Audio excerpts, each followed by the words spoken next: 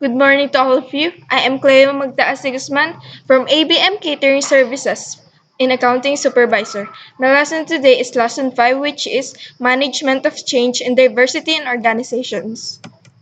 Definition of terms: organizational change, which are any alteration of people, structure, or technology in organizational growth by external or internal forces which they encounter. Organizational diversity, those of individual differences that make people in organizations different from similar to each other. Management of change and organizational diversity are two related activities, functions of management. Number one, trying to bring change in organizations.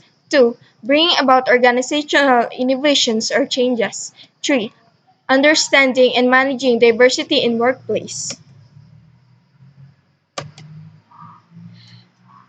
And freezing, the individual or group recovers, aware of a need of changing. The situation diagnosed and new models of behavior are explored and tested. Rephrasing, application of new behavior is evaluated and if it proves to be reinforcing, the behavior is adopted. We have three types of changes. Changes in people. People's attitude, values, wants and needs, expectations, perceptions, and behaviors change as time goes by, but changing them for the better is not easy to do. Changes in structure. Due to changing conditions, situation, and changing strategies used, organizational structures may also change according to work specialization, departmentalization, change of command, span of control, formalization, and job redesign, among others.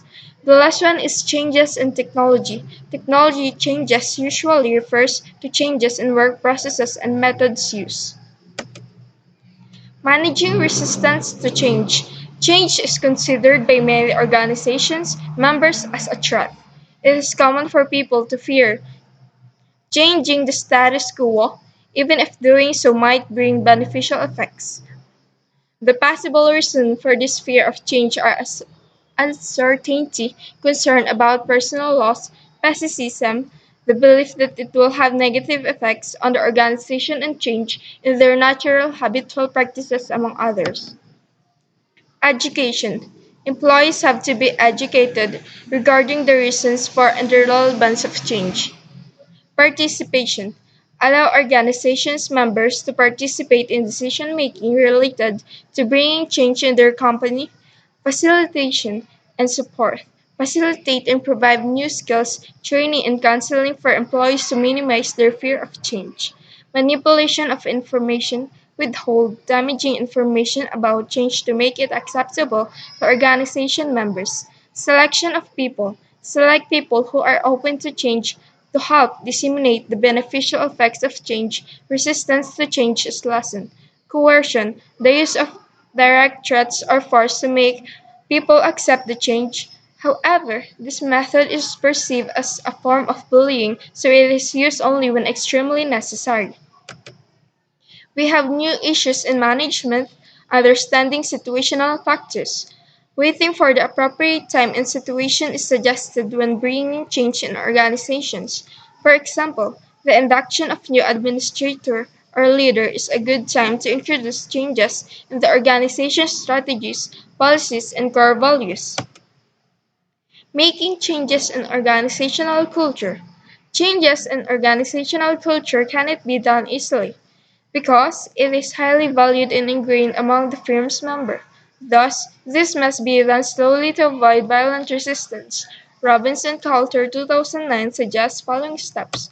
The first one is set the tone through management behavior. Top managers particularly need to be positive role models. Create new stories, symbols, and rituals to replace those currently in use. Select and promote employees who adopt the new values. Redesign socialization processes to align with the new values. Change the reward system to encourage acceptance of new values. Replace unwritten norms with clearly specified expectations. Shake up current subcultures through job transfers, job rotations, and or terminations. work to get consensus through employee participation, and create a climate with a high level of trust. What is managing workplace diversity? What is that? I don't know either. Yeah, me too. Let the reporter discuss it then. Workforce diversity in the organization is inevitable.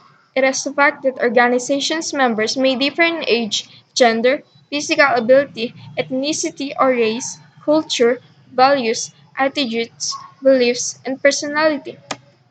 Since workgroup diversity is associated with positive and negative outcomes, managers must try to reduce the potential negative effects of diversity through A. Encouraging employees to accept the organization's culture or its dominant values, and B. Encouraging employees to accept differences in workplace. This, in turn, may be accomplished by training in order to improve the inherent negative relationship regarding a works group diversity or between its deep level values and the organization's culture and dominant values. Training can also be used to help employees understand demographic differences. Other ways to handle workplace diversity is by creating support groups that can help employees ease the tensions of working in the diverse groups and reducing unconscious stereotyping related to associating low performance to women, the disabled, or some ethnic group members.